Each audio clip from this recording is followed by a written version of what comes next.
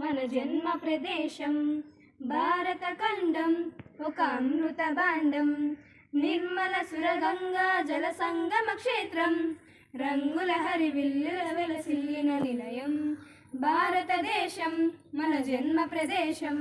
భారత ఖండం ఒక అమృత భాండం, ఉత్తరాన ఉన్నతమై హిమగిరి శిఖరం, దక్షిణాన నెలకొన్నది హిందూ సముద్రం.